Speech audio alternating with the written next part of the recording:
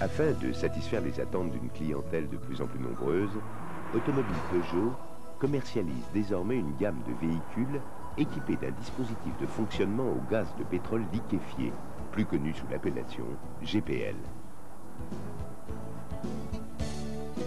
Ces versions reçoivent un système de bicarburation leur permettant un fonctionnement en mode essence ou en mode GPL.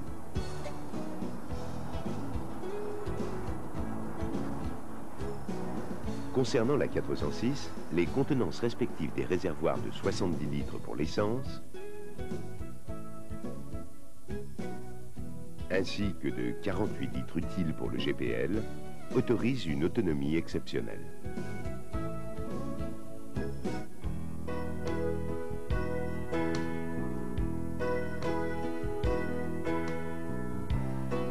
Extérieurement, ce véhicule est identifiable par la présence de l'orifice de remplissage situé sur l'aile arrière gauche.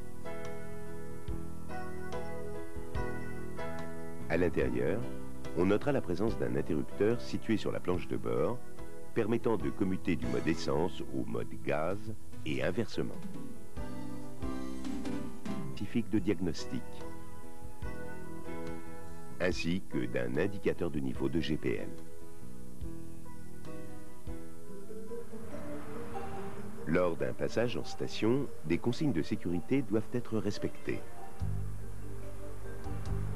La zone de remplissage est équipée de bossages afin d'immobiliser le véhicule en raison du verrouillage du pistolet sur l'orifice de remplissage.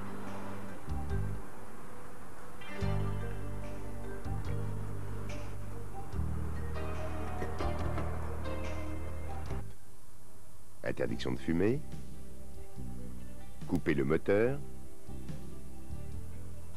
éteindre les phares le cas échéant.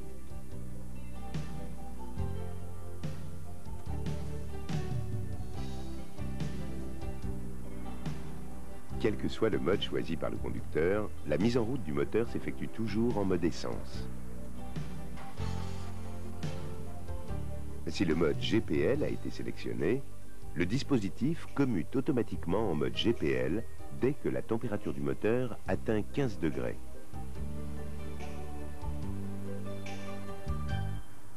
Ou après un délai de 2 secondes si le moteur est déjà au-delà des 15 degrés, afin de permettre le redémarrage du véhicule. Fonctionnement à l'essence ou au GPL par une simple action sur l'interrupteur, confirmée par l'allumage du témoin. D'autre part, lors du passage d'un carburant à l'autre, le témoin de diagnostic clignote.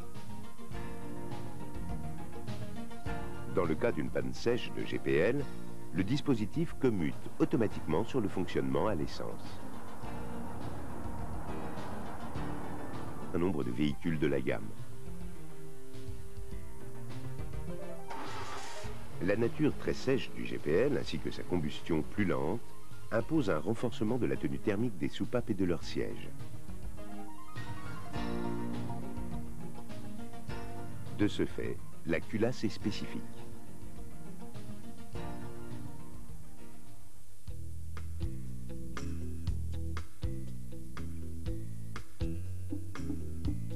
Interne spécifique GPL.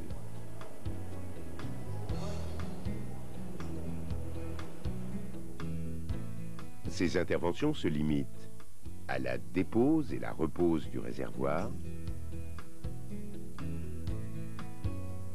la recherche de fuite, la mesure des pressions.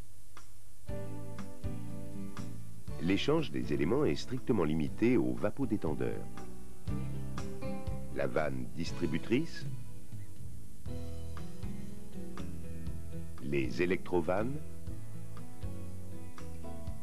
les injecteurs et les canalisations ou filtres.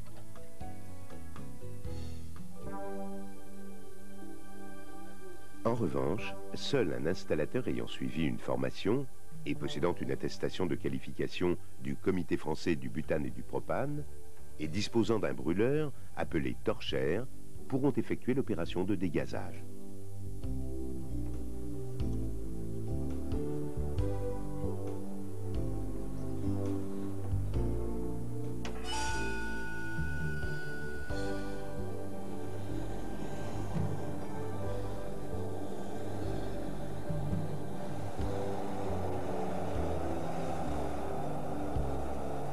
Ces conditions sont impératives pour intervenir sur les accessoires fixés sur le réservoir, tels que la multivanne.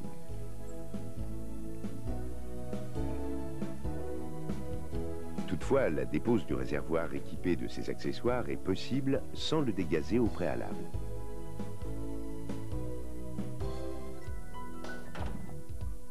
Lors d'interventions sur le circuit, le contact du GPL avec la peau peut provoquer des gelures dues au froid. L'usage de gants est de contenir du gaz à l'état liquide. Lourd que l'air, il ne faut pas intervenir sur le système en sous-sol. Le véhicule sera placé dans un endroit aéré. Il ne doit y avoir ni flamme, ni étincelle, ni cigarette allumée à proximité du lieu de l'intervention. L'opérateur ne doit pas porter de vêtements acryliques, générateurs d'électricité statique. Le GPL nécessite l'utilisation de raccords très soignés et de joints de qualité résistants aux hydrocarbures. Pour être compatible avec le GPL, les durites sont en caoutchouc synthétique et les conduits en cuivre gainé. Une aide d'un détecteur de fuite approprié. Avant d'ouvrir les circuits, respectez les consignes de sécurité pour éliminer le GPL restant dans les conduits. Fermez les robinets d'arrêt.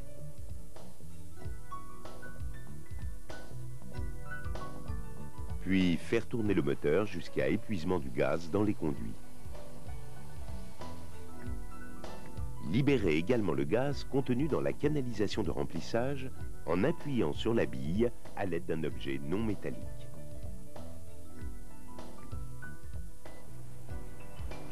Le réservoir ne doit pas être porté à des températures supérieures à 50 degrés. Il faudra donc le déposer lors d'un passage du véhicule en cabine de peinture.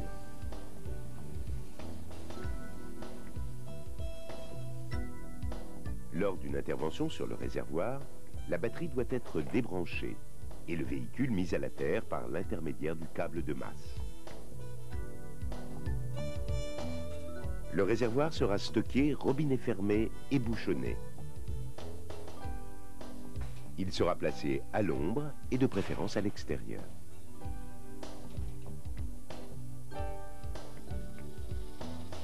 En cas de fuite importante de GPL, placez le véhicule à l'air libre, à l'écart de toute habitation. L'intervention des services de sécurité peut être nécessaire si la situation ne peut être contrôlée. Dans la mesure du possible, un jet d'eau peut aider à disperser la nappe de GPL.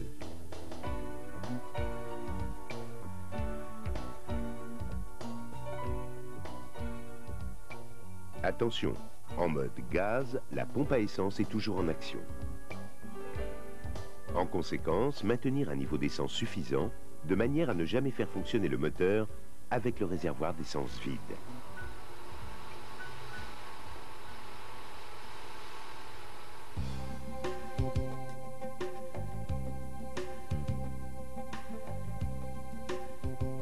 Le dispositif GPL se compose d'éléments spécifiques.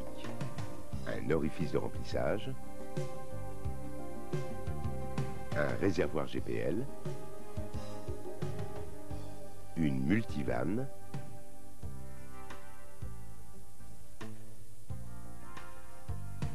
une vanne distributrice, ainsi que 4 injecteurs.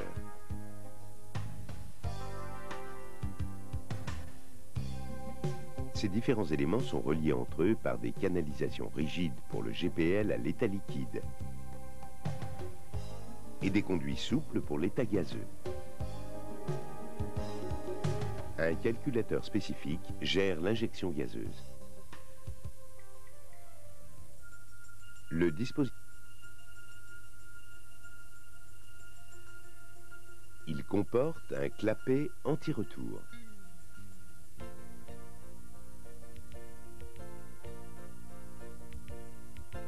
Ce clapet permet d'éviter que le gaz contenu dans la canalisation ne s'échappe à l'air libre à l'issue du remplissage.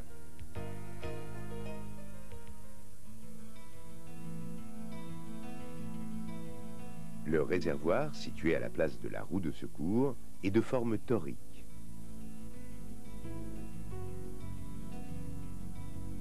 Sa capacité totale est de 57 litres, mais pour des raisons... En effet, le GPL à l'état liquide se dilate de 0,25% par degré sous l'effet de la chaleur. C'est la raison pour laquelle le réservoir a une pression trop importante du GPL liquide.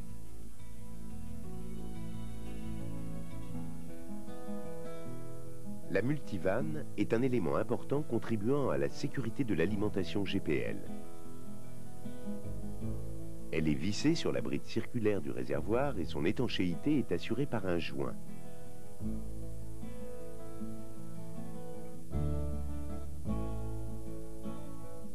La multivanne a pour fonction d'assurer la fermeture du réservoir et de limiter son remplissage à 85%.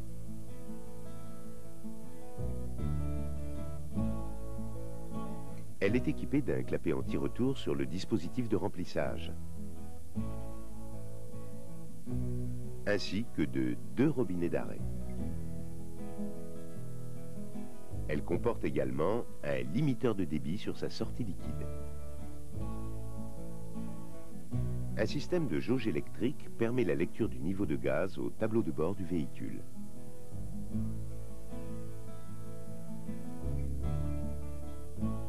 Pendant le remplissage, la pression de la pompe de distribution ouvre le clapet permettant l'entrée du GPL dans le réservoir. Sous l'action du flotteur, le clapet à l'approche des 85%, le doigt s'efface et le clapet se referme.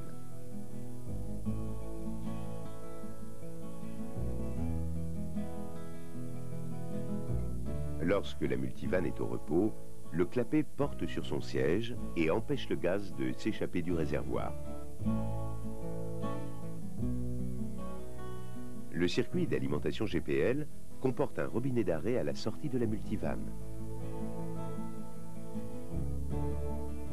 et un limiteur de débit.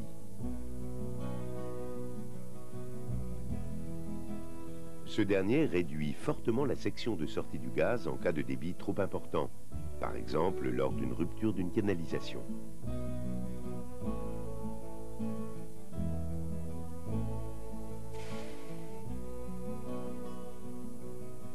Il est donc nécessaire pour le bon fonctionnement du limiteur de débit que le robinet d'arrêt soit totalement ouvert.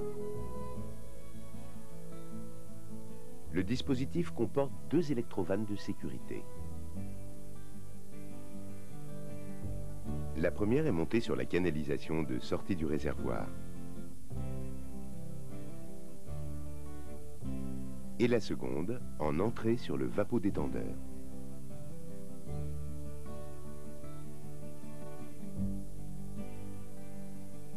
Elles sont alimentées par un relais commandé par le calculateur et assurent 2 fonctions principales. Couper l'arrivée du gaz liquide et retenir les impuretés contenues dans le gaz grâce à un filtre intégré. En entretien normal, le filtre doit être remplacé tous les 60 000 km ou 40 000 km en utilisation sévère. Et dans le compartiment moteur, le vapodétendeur est constitué de 2 étages.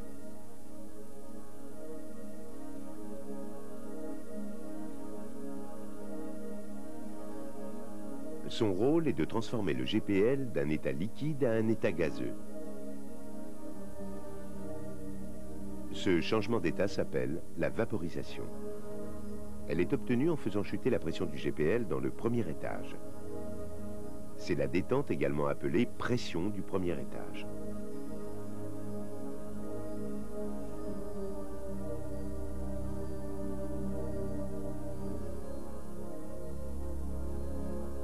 La régulation de la pression est obtenue par l'équilibre conique. Lorsque la pression diminue, le ressort conique repousse la membrane qui, par l'intermédiaire du levier, augmente l'ouverture de la soupape. Lorsque la pression augmente, la membrane comprime le ressort et le levier diminue l'ouverture du clapet.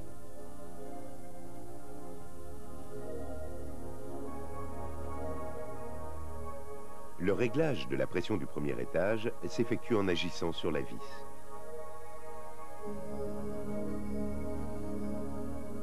Le premier étage est équipé d'un système de protection contre les surpressions. Lors d'une augmentation de la pression, l'axe de la membrane vient en buter sur la vis. La membrane, en se déplaçant, laisse échapper la surpression via le canal de dépression vers le collecteur d'admission.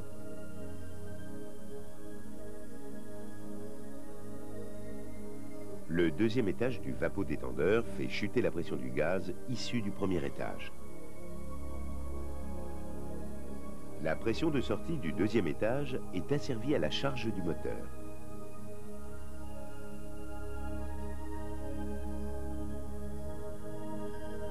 En effet, lorsque la dépression est nulle, la pression de sortie atteint son maximum. A l'inverse, lorsque la dépression est élevée, la pression de sortie est au minimum.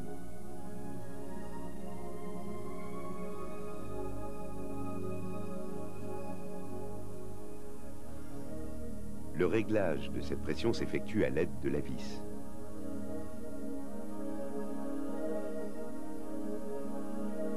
Une variation de pression dans le premier étage n'entraîne pas de variation de pression dans le deuxième étage, donc de variation de richesse.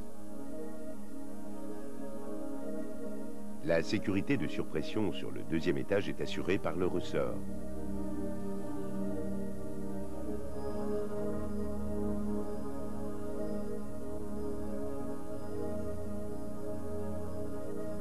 La température d'évaporation du gaz se situe à moins 30 degrés.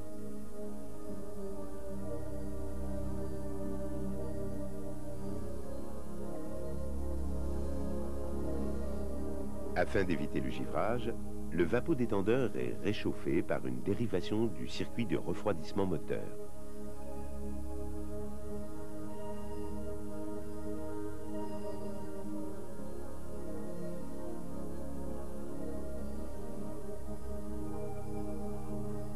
Cette dérivation comporte la thermistance qui autorise le passage en mode GPL au-delà de 15 degrés. La vanne distributrice est située dans le compartiment moteur. Elle est alimentée en gaz par le vapodétendeur.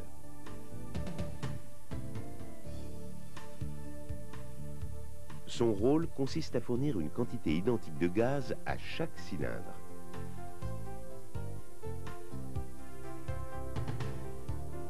Et à moduler cette quantité suivant des commandes transmises par le calculateur GPL.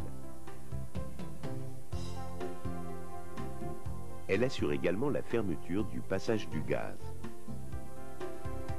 La vanne de fermeture de gaz est intégrée dans le module de dosage. Elle ferme le passage lorsque le véhicule fonctionne en mode essence ou lorsque le contact est coupé. Elle assure également la coupure de l'injection du gaz lors des décélérations ou lorsque le régime maximum du moteur est atteint.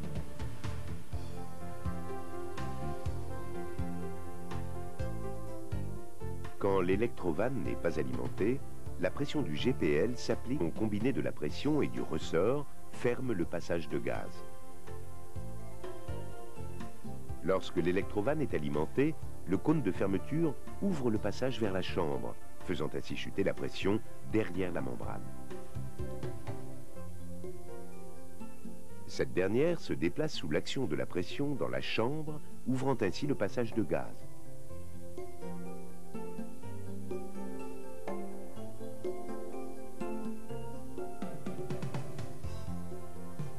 Le boîtier de distribution alimente par l'intermédiaire des fentes chaque cylindre du moteur avec la même quantité de gaz.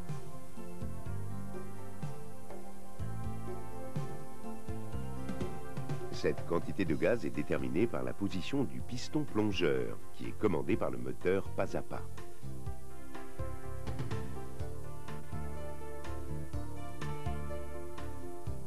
Ce dernier est directement piloté par le calculateur GPL.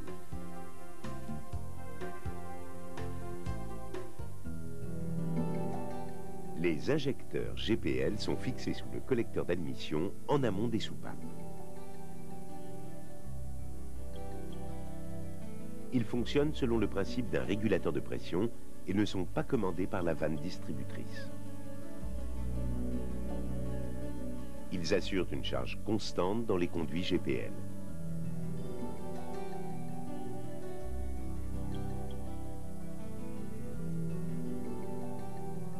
Cette pression est indépendante de celle qui règne dans le collecteur d'admission. Le système NECAM est entièrement piloté par le calculateur GPL. Celui-ci est implanté dans l'habitacle, sous le tapis côté passager. La quantité de gaz à injecter est déterminée par la position du moteur pas à pas sur la vanne distributrice. Le dosage de gaz est déterminé par une cartographie mémorisée dans le calculateur.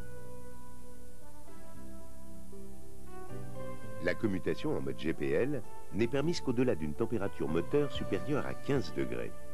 Cette information est fournie par une thermistance située sur la canalisation de réchauffage du vapodétendeur.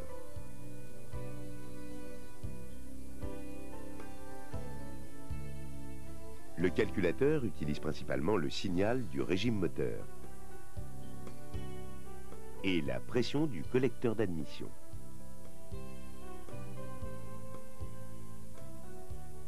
Les informations données par le potentiomètre papillon, la sonde de température d'eau et la sonde lambda permettent une correction de la quantité de gaz injecté. Pour optimiser le rendement moteur, le calculateur GPL, par l'intermédiaire de relais, commande le changement de la courbe d'allumage. Le calculateur SAGEM SL 96.5 commute sur la courbe spécifique GPL.